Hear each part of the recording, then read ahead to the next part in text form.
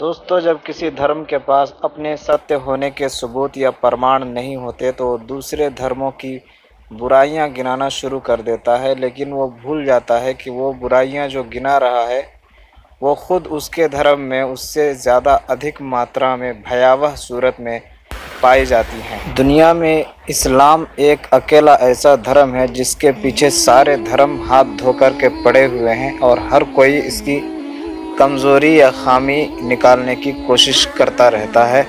चूँकि इस्लाम के पास अपने सत्य होने के पर्याप्त प्रमाण हैं और उनके पास नहीं है, इसीलिए वो इस्लाम के पीछे पड़े रहते हैं। तो उनके जो आरोप होते हैं इस्लाम पर, उनमें से एक आरोप दास प्रथा भी है कि इस्लाम ने दास प्रथा को बढ़ावा दिया। इस तरह से आज किसी मंदिर के कोने से एक मानसिक तौर पर बीमार आदमी जाहिर हुआ है और वो भी इस बात की तरफ इशारा कर रहा था। तो मैं आज आप लोगों के सामने उनके धर्म में, हिंदू धर्म में दास प्रथा की क्या स्थिति है उसको मैं पेश करने की कोशिश करूंगा इंशाअल्लाह। तो पहले वेदों में दास प्रथा, फिर उपनिषद में, फिर स्मृतियों में, उसके बाद महाकाव्यों में दास प्रथा की क्या स्थिति है मैं आपके सामने तरतीब के साथ बयान करने की कोशिश करूंगा। तो आइए वेदों में दास प्रथा को देखते हैं। ऋग्वेद में दास शब्द अनेक स्थानों पर आया है। उसमें दासों के खरीदने, बेचने, भेंट करने, उपहार अथवा दान में देने, यहाँ तक कि दान लेने के भी अनेक प्रसंग हैं। ऋग्वेद मंडल 8 सूक्त 56 मंत्र 3 में लिखा है, मुझे 100 गधे, 100 भेड़े और 100 दास दो। यहाँ दास को गधे और भेड़ के समकक्ष रखकर उसे मनुष्य की संपदा माना गया है।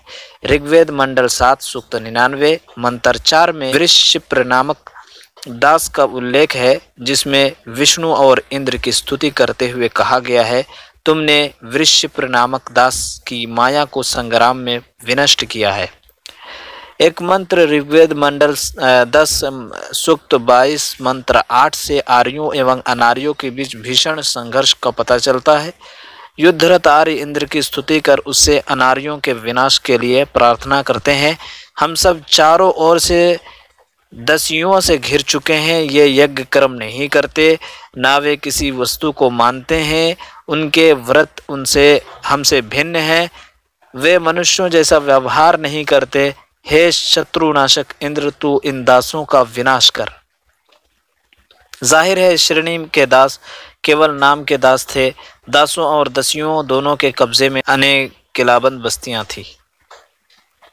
ऋग्वेद 1:24 में शुनाशेप का कथा सूत्र आता है। उस कथा का विस्तार ऐतरेय ब्राह्मण, भागवत पुराण, ब्रह्मा पुराण आदि में भी देखने को मिलता है। कहानी के अनुसार राजा हरिश्चंद्र संतान की आकांक्षा के साथ वरुण की प्रार्थना करता है। वरुण प्रसन्न होते हैं, परंतु उनका वरदान सशर्त है, तुम्हारे संतान तो अवश्य होगी, लेकिन उसके लिए तुम्हें बलि देनी होगी। वरदान के फलस्वरूप हरिश्चंद्र के रोहित नामक पुत्र का जन्म होता है, लेकिन राजा बलि देना भूल जाता है। आखिरकार उसे याद दिलाया जाता है। रोग से पीड़ित दारुण अवस्था में हरिश्चंद्र 100 गायों के बदले अजिगर्त के पुत्र शुनाशेप को बलि के लिए खरीद लेता है। बाद में विश्वामित्र उसकी रक्षा करते हैं। ऋग्वेद मंडल 2 सूक्त 12 मंत्र 4 तथा अथर्ववेद मंडल 20 सूक्त 34 मंत्र 4 में कहा गया है कि इंद्र ने दासों को गुफाओं में रहने को बाध्य कर दिया था। अनार्य दासों को आर्य असुर मानते थे। ऋग्वेद मंडल 9 सूक्त 71 मंत्र 2 उन्हें पराधीन बनाने की जिम्मेदारी इंद्र पर डाली गई है। इंद्र से दासों को पराधीन करने के लिए जिस तरह बार बार प्रार्थना की गई है, उससे लगता है कि यह संबोधन उस समय पूरे आर्योत्तर समुदाय के लिए रहा होगा, जो आर्यों के आगमन के पहले से ही उस भूभाग में रहते थे। ऋग्वेद मंडल 4 सूक्त 30 मंत्र 21 के एक प्रसंग में 30,000 दासों को माया द्वारा मूर्छित करने का उल्लेख है। अब आइए देखते हैं उपनिषदों में दास प्रथा। ऐतरेय ब्राह्मण 39:8 में जिक्र आता है कि राजा ने राजाभिषेक वाले पुरोहित को 10,000 दासियां और 10,000 हाथी दिए। छांदोग्योपनिषद 7:24-2 में लिखा है, इस संसार में लोग गायों, घोड़ों, हाथियों, सोने, खेतों, घरों और दासियों के साथ अपने घरों को समृद्ध करते हैं। इसी उपनिषद के एक प्रसंग में राजा अश्वपति ने सत्य यज्ञ से कहा था, खच्चरों से जुता हुआ यह रथ दासियों तथा हार सहित प्रस्तुत है। इससे पता चलता है कि ऋग्वेद युगीन दास प्रथा का वेदोत्तर काल में खूब विकास हुआ था। यह प्रथा तत्कालीन अभिजन समाज के लिए गर्व की बात थी, यहाँ तक कि स्वयं को तापस और साधक कहने वाले तथाकथित वेदज्ञ ब्राह्मण भी उससे बचे न थे। आइए देखते हैं स्मृति काल में दास प्रथा। स्मृति काल तक दासों की कई कोटियाँ बन चुकी थी। मनुस्मृति 8.415 में 7 प्रकार के दासों का उल्लेख है। कौटिल्य का मत भी मिलता जुलता है, जबकि नारद स्मृति में दासों की 15 कोटियाँ हैं। इसकी लंबी सूची प्रस्तुत करता है।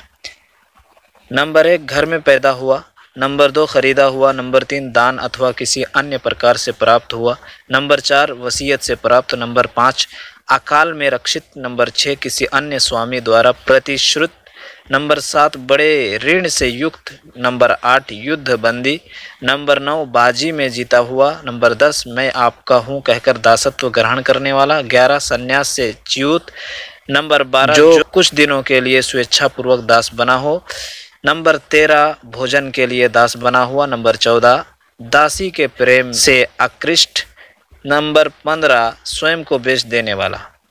अर्थशास्त्र के अनुसार स्मृति काल में दासों की खरीद और फरोख्त, उन्हें दान में लेने देने, गिरवी रखने का प्रचलन बढ़ चुका था।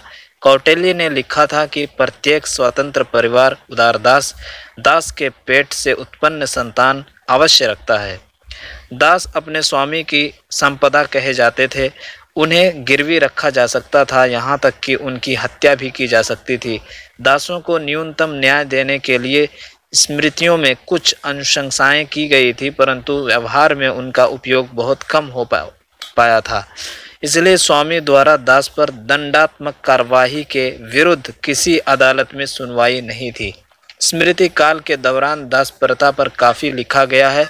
विशेषकर नारद और कात्यायन स्मृति में नारद ने दूसरों की सेवा करने वाले शुश्रूषक को 5 भागों में बांटा है: वैदिक छात्र, अंतवासी, पर्यवेक्षक, भृतक तथा दास। इनमें प्रथम 4 को कर्मकार कहा जाता था। पवित्र कार्यों के समय उन्हें आवश्यकता अनुसार बुलाया जा सकता था। दासों के लिए काम की कोई तय सूची नहीं थी, उनसे कोई भी काम लिया जा सकता था। नारद स्मृति 6-7 के अनुसार दासों के कुछ सामान्य कार्य थे: साज सफाई करना, झाड़ू लगाना, गंदे गड्ढे, मार्ग, गोबर, कूड़ा, तालाब आदि की सफाई करना, गुप्तांगों को खुजलाना, मलमूत्र फेंकना आदि। गौतम धर्मसूत्र 2:1-59 में भी पुरुष दासादय वंशोन्ध्या कहकर समाज के उच्च वर्गों की सेवा को उनका कर्तव्य कहा गया है। अब आइए देखते हैं महाकाव्यों में दास प्रथा की स्थिति क्या है। महाकाव्य 2 बड़े हैं, रामायण और महाभारत।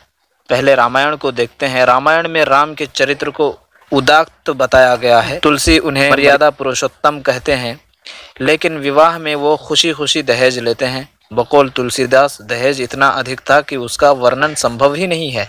स्वर्ण आभूषण तथा मणियों से मंडप भर गया था। वहाँ हाथी, स्वर्ण भूषण, मणिक, मणियाँ, घोड़े, दास और दासियाँ तथा अलंकारों से सजी कामधेनु सरीखी बहुत सी गायें थीं। कहीं न जाए कछु दायज भूरी, रहा कनक मणि मंडप पूरी, गजरत तुरग दास अरु दासी, धेनु अलंकृत काम दुहासी। इस बात से वाल्मीकि भी इत्तेफाक रखते हैं। राम के विवाह में दिए गए दहेज का वर्णन करते हुए वो भी गदगद हो जाते हैं। कन्या के पिता जनक ने दास दासियों सहित सोने, मोती, मणिकों और मुद्राएं दहेज में अर्पित की थी। यह तो राजा जनक द्वारा वर पक्ष यानी राम और उसके परिवार को दिए गए दहेज का वर्णन है। इसके अलावा उन्होंने सीता और अपनी बाकी पुत्रियों को भी 100 कन्याएं तथा उत्तम दास दासियां दहेज के रूप में प्रदान की थी। उत्तरकांड में अयोध्या के सामंत और छोटे राजाओं ने दासियां प्रदान की थी। उन दिनों गुरु लोग आश्रमवासी हुआ करते थे, परंतु दासियों का दान लेने में उन्हें भी इनकार नहीं था। सो मर्यादा पुरुषोत्तम गुरु ब्राह्मण और आचार्यों को कैसे भूल जाते। खुशी का अवसर नहीं था, वनवास के लिए निकलना था, राजमहल में क्लेश व्याप्त था, फिर भी गुरु को प्रसन्न करने के लिए राम ने उन्हें अपने दास दासियों को भेंट कर दिया था। दासी दास बुलाई बहोरी, गुरही सौंपी बोले कर जोरी। रामचरितमानस अयोध्या कांड। दशरथ का महल दास दासियों से भरा हुआ था। राम का भवन हो या लक्ष्मण का या फिर भरत का आरामगाह हो, सभी जगह दास दासियों की भरमार थी। कैकेयी तो मंथरा नामक दासी को मौके से अपने साथ लेकर आई थी। चूंकि मंथरा के लिए कैकेयी ही उसकी स्वामिनी और सब कुछ थी, इसलिए वो चाहती थी कि भरत ही अयोध्या का भावी सम्राट बने। महाभारत को देखते हैं। महाभारत के नायक कृष्ण है। वे अंधक गणराज्य के मुखिया हैं, गणतंत्र में भरोसा रखते हैं, इसलिए दासत्व के लिए उनके यहाँ वैसी जगह नहीं है जैसी राम के यहाँ है। कृष्ण स्वयं अपने साथियों सहयोगियों के साथ मैत्री भाव रखते हैं, मगर कृष्ण के देवत्व के मान्यता देने वाले ब्राह्मण उन्हें खुली छूट देने को तैयार नहीं थे। इतिहास चक्र के अचानक घूम जाने की बात है, जिससे ब्राह्मणों को एक गवाले के देवत्व को स्वीकारना पड़ा। फिर भी इतना ध्यान इन्होंने रखा कि वे ब्राह्मण विरोधी ना दिखे। महाभारत में दास प्रथा का उल्लेख अनेक अवसरों पर हुआ है। राजसूय यज्ञ कराने के उपलक्ष्य में युधिष्ठिर ने 88,000 ब्राह्मण पुरोहितों में प्रत्येक को 30 दासियां उपहार स्वरूप दी थी, जिनकी कुल संख्या बनती है 26,40,000 दासियां। वन पर्व में दिया है कि वैन्य ने अत्रि को 1,000 सुंदर दासियां प्रदान की। दास दासियों की संख्या को लेकर यह अतिरंजना अन्य स्थानों पर भी पाई जाती है। उदाहरण के लिए देवयानी और शर्मिष्ठा के विवरण को ही ले, उन दोनों की 1,000 दासियां बताई गई हैं। उन दिनों दहेज में दास दासियां देने का चलन था। द्रौपदी के विवाह में भी द्रुपद की ओर से पांडवों को बड़ी संख्या में दासियां दी गई थीं। महाभारत काल में दास दासियों की उपस्थिति के प्रचुर प्रसंग है। दुर्योधन के साथ जुआ खेलते समय युधिष्ठिर ने दावा किया था कि उसके पास 1,00,000 तरुण दासियां हैं। वे सुंदर हैं, स्वर्णमय मंगलिक आभूषण तथा मनोहारी वस्त्र धारण करती है। मणि और स्वर्ण भूषण से लदी 64 कलाओं में निपुण उन दासियों को युधिष्ठिर अपना धन मानते थे। उन दिनों एक नियम यह भी था कि युद्ध में पराजित को विजेता का दासत्व स्वीकार करना पड़ता था, और यह उस वक्त तक होता था जब तक फिरौती या बदले में कुछ हासिल न हो जाए। प्राय विजेता को प्रसन्न करने के लिए बाकी भेंटों के अलावा दासियां भी भेंट की जाती थीं। इस कारण उन दिनों दास दासियां प्रचुर संख्या में होती थी। महाभारत लोपामुद्रा की सेवा में 1,000 दासियां रहती थीं। कुरुक्षेत्र में युद्ध के दौरान एक अवसर ऐसा आता है जब भीष्म कृष्ण को अपना स्वामी मानकर अपने हथियार डाल देते हैं। हे प्रभु, तुम मुझ पर चाहे जैसे आक्रमण करो, मैं तुम्हारा दास हूँ। युधिष्ठिर द्वारा खुद को तथा अपने भाइयों को दांव पर लगा देने के बाद पांडवों की स्थिति भी दास जैसी बन चुकी थी। दास बनने के साथ ही वे अपनी इच्छाएं, अपनी स्वतंत्रता और विरोध की क्षमता भी गंवा चुके थे। उनके शरीर, इच्छाएं सभी कुछ दुर्योधन के अधीन हो चुके थे, जिसने उन्हें जुए में जीता था। एक स्थान पर आता है कि पुत्र, पत्नी और दास का संपत्ति में कोई अधिकार नहीं होता, क्योंकि उन पर क्रमशः पिता, पति और स्वामी का अधिकार होता है। दास प्रथा में स्त्रियों की और भी अधिक दुर्दशा होती थी। प्राचीन मनीषी मानते थे कि कन्या गिरवी रखे आभूषण की तरह, जिसे मांगे जाने पर इसके वास्तविक स्वामी को वापस लौटाना ही धर्म है। इस धारणा का विस्तृत विस्तार मंदिरों में देवदासी प्रथा के रूप में मिलता है, जिसमें ईश्वर को समर्पित करने के नाम पर नन्ही बालिकाएं मंदिर के पुजारियों को सौंप दी जाती थीं। महाभारत में एक और प्रसंग आया है जो उस समाज में स्त्री की दुर्दशा को दर्शाता है, जिसके अनुसार स्त्री की हैसियत उस समाज में दास और कहीं कहीं तो उससे भी बदतर थी। विश्वामित्र ने ऋषि गालव से गुरु दक्षिणा के रूप में 800 श्यामकर्णी घोड़ों की मांग की। 800 श्यामकर्णी घोड़ों का प्रबंध करना हंसी खेल नहीं था।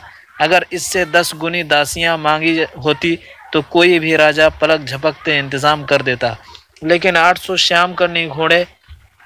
परेशान गालव अपने मित्र गरुड़ से मिला। गरुड़ ने उसे सम्राट ययाति के पास जाने की सलाह दी। ययाति के पास श्यामकर्णी घोड़े तो थे नहीं, परंतु द्वार पर आए याचक को लौटाए कैसे। अंततः उसने माधवी नामक अपनी सुंदर पुत्री गालव ऋषि को सौंपते हुए कहा, हे महर्षि, ये मेरी कन्या है। यह अपूर्व सुंदरी, लावण्यमयी एवं सर्वगुण संपन्न है। तीनों लोकों में ऐसा कोई भी नहीं जो इसे वरण करने की इच्छा न रखता हो। इसमें सुर, नर, किन्नर, आर्यों, अनार्यों सभी को सम्मोहित करने की अभूतपूर्व शक्ति है। मैं इस कन्या को आपको अर्पित करता हूँ। इसे किसी भी राजा के पास बेचकर आप आसानी से गुरु दक्षिणा का इंतजाम कर सकते हैं, मानो लड़की ना होकर कोई हुंडी हो। अपने मित्र गरुड़ के साथ गालव माधवी को लेकर अयोध्या नरेश हर्यश्व के दरबार में पहुंचा। हर्यश्व के पुत्र ना था। ऋषि ने एक पुत्र उत्पन्न करने तक माधवी को 200 घोड़े के बदले बेच दिया। हर्यश्व के माधवी से वसुमना नामक पुत्र पैदा हुआ। कुछ समय बाद गालव ने हर्यश्व से माधवी को वापस ले लिया। तदंतर उसको लेकर वो राजा दिवोदास के पास पहुंचा। वहां भी 200 घोड़ी के बदले उसने लड़की राजा को सौंप दिया। उद्योग पर्व 117 में देख सकते हैं। दिवोदास के यहाँ माधवी से प्रतर्दन नामक पुत्र का जन्म हुआ। निश्चित अवधि के बाद गालव पुनः राजा देवदास के दरबार में जा धमका तथा उससे माधवी को वापस ले लिया। तदंतर वह राजा उशीनर से मिला। राजा उशीनर से भी 200 घोड़े लेकर उसने माधवी को सौंप दिया। उशीनर और माधवी के संयोग से शिवी नामक पुत्र का जन्म हुआ। अब तक गुरु दक्षिणा के 600 घोड़ों का प्रबंध हो चुका था। बाकी 200 का प्रबंध कहाँ से किया जाए। आखिरकार गालव माधवी को लेकर विश्वामित्र के पास पहुंचा और पूरी कहानी सुनाने के बाद उसने 200 घोड़े के बदले माधवी को रखने को कहा। मेनका को देखकर आपा खो देने वाला विश्वामित्र भला क्यों इनकार करता। उसने माधवी को रख लिया। दोनों के संयोग से अष्टक नामक पुत्र का जन्म हुआ। उद्योग पर्व 118। बाद में गालव माधवी को उसके पिता के पास वापस लौटाने पहुंचता है। ययाति ने स्वयंवर करने की इच्छा प्रकट की। अनिच्छा से 4 अलग अलग पुरुषों की संतान को जन्म देने के बाद बुरी तरह टूट चुकी माधवी ने विवाह से इनकार कर दिया और संन्यास धारण कर लिया। इस घटना में माधवी की स्थिति दासी से भी बदतर है। सामान्य दासी का अपना संतान पर अधिकार होता था, परंतु इस कहानी में माधवी पशुवत एक राजा से दूसरे राजा तक ले जाई जाती है। ले जाने वाला एक ऋषि है और उसका भोग करने वाले उस समय के प्रतिष्ठित राजा हैं जिन पर न्याय की रक्षा का भार होता है। इसके बाद बौद्ध का ज़माना आता है। ऐसा नहीं है कि बौद्ध के ज़माने में दास प्रथा ख़त्म हो गई, बल्कि उसमें भी प्रचुर मात्रा में दास प्रथा की मौजूदगी हमको मिलती है। वासंत्र जातक में एक राजकुमार स्वयं को 1000 पण में बेच देता है। कुछ जातक से पता चलता है कि विदुर के घर में 700 दासियां थीं। सुपारक जातक के अनुसार विशारक को दहेज में दासियां प्रदान की गई थी। गणिकाओं के यहाँ 500 दासियों के होने का उल्लेख है। खंडहाल जातक में चंद्र कुमार स्वयं को दास बनाने के लिए समर्पित करता है। तो आपको पता चल गया होगा कि दास प्रथा की क्या स्थिति थी हिंदू धर्म में, और जब उनकी सभ्यता थी, जब उनकी हुकूमत थी, तब दास प्रथा की क्या स्थिति थी। अब हम आपको बताएंगे कि कुरान और हदीस में दास प्रथा को मिटाने की किस तरह से कोशिश की गई है और दासों के लिए किस तरह के नियम बनाए गए और किस तरह उनको लागू किया गया है, ताकि आपको पता चले कि इस्लाम ने दासता को बढ़ावा नहीं दिया, बल्कि उसको मिटाने के लिए कदम उठाया। इस्लाम ने दास प्रथा के खिलाफ लड़ाई लड़ी है। अगर हम ये कहते हैं तो ये गलत नहीं होगा। 3 ऐसे तरीके बताएंगे जिनको इस्लाम ने अपना करके दास प्रथा को कम करने की कोशिश की है, क्योंकि कोई बुराई अगर किसी समाज में बल्कि पूरी दुनिया में बड़े पैमाने पर हो तो उसको यक बयक ख़त्म नहीं किया जा सकता। अगर आप अपने समाज में ख़त्म करें तो पूरी दुनिया में तो आप ख़त्म नहीं कर सकते हैं। इसीलिए इस्लाम ने यक कलम इसको ख़त्म नहीं किया, बल्कि धीरे धीरे इसको ख़त्म करने के लिए कदम बढ़ाए हैं। तो 3 तरीक़ों में से पहला तरीक़ा इस्लाम ने जो अपनाया था वो तरीक़ा ये था कि दास को उनके अधिकार दिए। सबसे पहले पैगम्बर मोहम्मद सल्लल्लाहु अलैहि वसल्लम का कथन है, ला यक़ूलन्ना अहदुकुम आब्दी व अमती कुल्लुकुम आबिदुल्लाह व कुल्लु निसाइकुम इमा अल्लाह वलाकिन लियकुल गुलामी व जारियती व फ़ताया व फ़ताती। सही मुस्लिम के हदीस नंबर 2249 है। इस हदीस का मतलब ये है कि कोई भी शख्स मेरा दास मेरी दासी ऐसा ना कहे, बल्कि तुम सब अल्लाह के दास और दासी हो। अगर कहना है तो कहो मेरे बालक, मेरी बालिका, मेरे जवान, मेरी कन्या, इस तरह के शब्द इस्तेमाल करो। मतलब दास कहने से ही मना कर दिया गया ताकि उनके आत्मसम्मान में बढ़ोतरी हो। इस्लाम ने और आगे चल कर के उनको कहा कि कोई स्वामी अपने दास पर गलत इल्ज़ाम लगाता है जबकि वो निर्दोष है तो क़यामत के दिन उस पर हद जारी की जाएगी, उसको सज़ा दी जाएगी। सहीह तरगीब में 2281 नंबर हदीस। इसी तरह दास के आत्मसम्मान को वापस लाने के लिए इस्लाम ने कहा जो स्वामी अपने दास को हत्या करेगा उसकी सज़ा हत्या के बदले हत्या है। ये इब्न हजर ने मिशकातुल मसाबिह की तखरीज में इस हदीस को बयान किया है। इस्लाम ने दास प्रथा को जड़ से समाप्त करने के लिए जो दूसरा तरीका अपनाया है वो ये कि जैसे दासत्व के बहुत सारे तरीके थे, यानी कोई लूट मार करके घर वालों को गुलाम बना लिया जाता था, दास बना लिया जाता था, या कोई कर्ज चुका नहीं पाता था तो उसको दास बना लिया जाता था। आपने जैसे स्मृति काल में 15 तरीक़ों का वर्णन आपने सुना, तो इस्लाम ने इन सब को ख़त्म कर दिया। बस युद्ध का जो मामला था वही बाकी रहा, वो भी चूँकि मजबूरी थी, क्योंकि जंग सिर्फ़ एक मुल्क का मसला नहीं था, कई देशों के साथ जंग होती थी और अगर इस्लाम इसको मिटाना चाहता भी तो भी दूसरे पक्ष वाले इसको नहीं मानते। इसीलिए सिर्फ सब को बंद करके सिर्फ जंग का रास्ता ही बाकी रहा। इसीलिए धमकी दी कि कोई अगर जंग के अलावा, युद्ध के अलावा किसी और को गुलाम बनाने की कोशिश करता है तो देखिए हदीस की किताब सही इब्न हिब्बान में हदीस नंबर 7339 में पैगम्बर मोहम्मद सल्लल्लाहु अलैहि वसल्लम कहते हैं कि अल्लाह ताला 3 लोगों से क़यामत के दिन लड़ाई करेगा और उनमें से एक रजुलुन बाअ हुर्रन फ़अकल समनहु, एक ऐसा आदमी भी होगा जिसने आज़ाद यानी स्वतंत्र आदमी को पकड़ करके उसको दास बनाकर उसे बेच दिया। तो दासत्व के जितने तरीके थे सब पर प्रतिबंध लगा दिया इस्लाम ने, और तरीका जो बचा वो सिर्फ युद्ध का। पूरी दुनिया के पक्ष वाले अगर इसको मान जाते तो शायद ये भी तरीका ख़त्म हो चुका होता।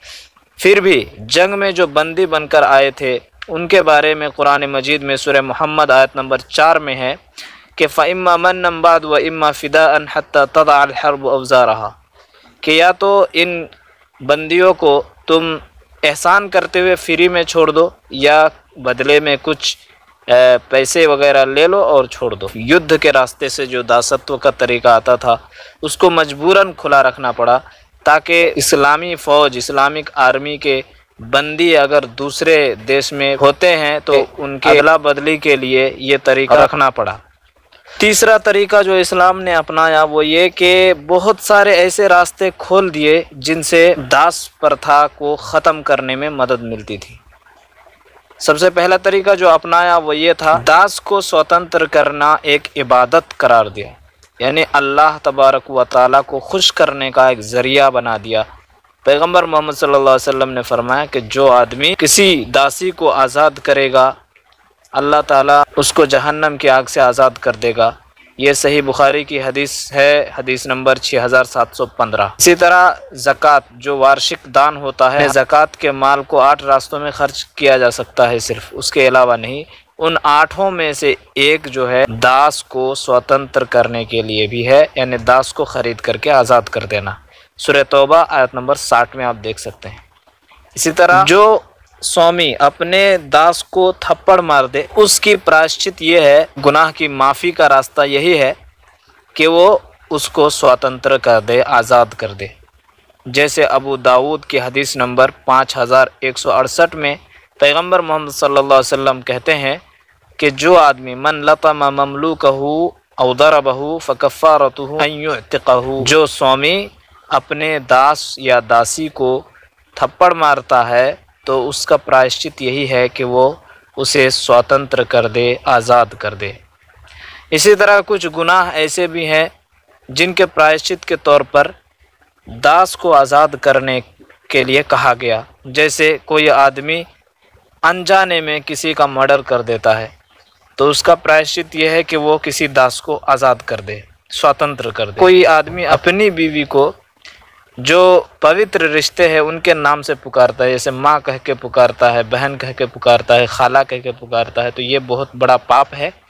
इसके प्रायश्चित के लिए दास आज़ाद करने के लिए कहा गया। कोई आदमी कसम खाता है, उसके बाद कसम को तोड़ देता है, तो इसके प्रायश्चित के लिए कई तरीके हैं। उनमें से एक तरीका दास को आज़ाद करना है। एक तरीका ये भी था कि लिखा पढ़ी करके आज़ाद कर दिया जाए।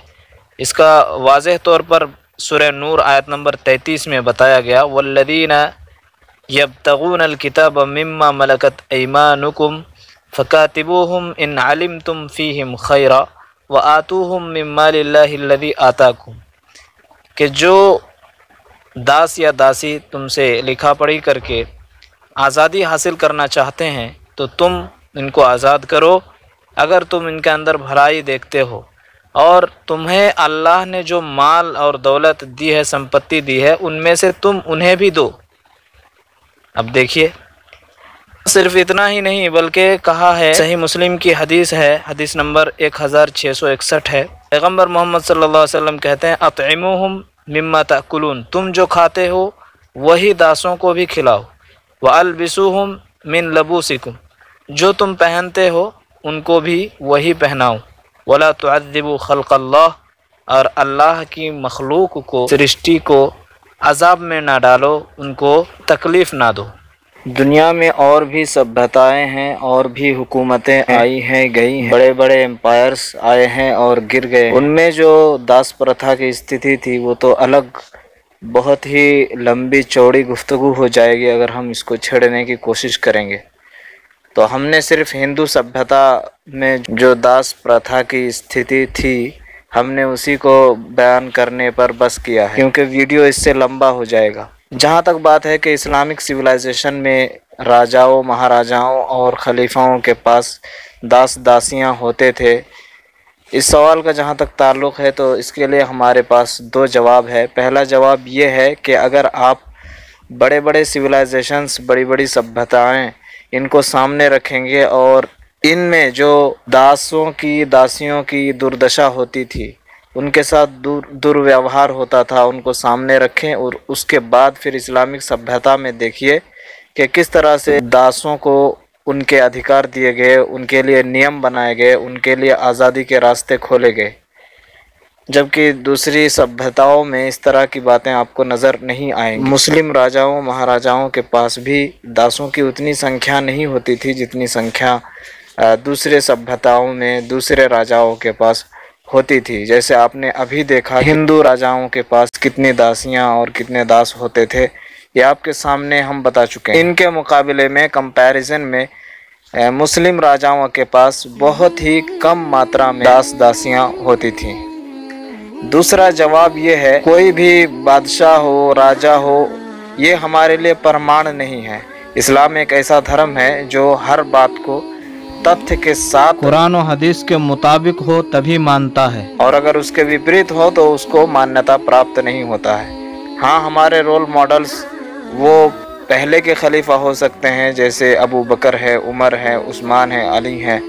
ये लोग हमारे लिए रोल मॉडल्स हो सकते हैं क्योंकि इस्लाम को इन्होंने लागू किया था, और इनके ज़माने में आप एक भी सबूत नहीं दिखा सकते हैं कि दास दासियों पर कोई जुल्म हुआ हो, अत्याचार हुआ। अब आप दोनों का कंपैरिजन करें और इंसाफ के साथ फैसला करें कि कौन किससे बेटर है। आज के लिए इतना ही, फिर मिलेंगे इंशाअल्लाह। धन्यवाद।